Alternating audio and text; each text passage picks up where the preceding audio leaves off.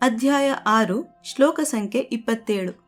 ಪ್ರಶಾಂತಮನಸಂ ಹೇನಂ ಯೋಗಿನಂ ಸುಖಮುತ್ತಮಂ ಉಪೈತಿ ಶಾಂತರಜಸಂ ಬ್ರಹ್ಮಭೂತಮಕಲ್ಮಷಂ. ಪ್ರಶಾಂತಮನಸಂ ಹೇನಂ ಪ್ರಶಾಂತಮನಸಂ ಹೇನಂ ಯೋಗಿನಂ ಸುಖಮುತ್ತಮಂ ಯೋಗಿನಂ ಸುಖಮುತ್ತಮಂ ಉಪೈತಿ ಶಾಂತರಜಸಂ ಉಪೈತಿ ಶಾಂತರಜಸಂ ಬ್ರಹ್ಮಭೂತಮಕಲ್ಮಷಂ ಬ್ರಹ್ಮಭೂತಮಕಲ್ಮಷಂ.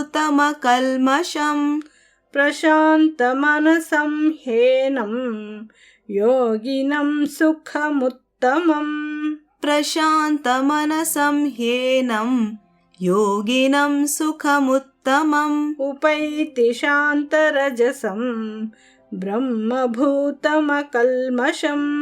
ಉಪೈತಿ ಶಾಂತರಜಸಂ ಬ್ರಹ್ಮಭೂತಮಕಲ್ಮಷಂ. ಪ್ರಶಾಂತಮನಸಂ ಹೇನಂ ಯೋಗಿನಂ ಸುಖಮುತ್ತಮಂ ಉಪೈತಿ ಶಾಂತರಜಸಂ ಬ್ರಹ್ಮಭೂತಮಕಲ್ಮಷಂ. ಶ್ಲೋಕಾರ್ಥ. ಪ್ರಶಾಂತ ಚಿತ್ತನು, ರಜೋಗುಣವಿಲ್ಲದವನು, ಕಶ್ಮಲರಹಿತನು, ಬ್ರಹ್ಮಭಾವವನ್ನು ಹೊಂದಿದವನೂ ಆದ ಯೋಗಿಗೆ ಉತ್ತಮ ಸುಖವು ಬಂದು ಸೇರುತ್ತದೆ.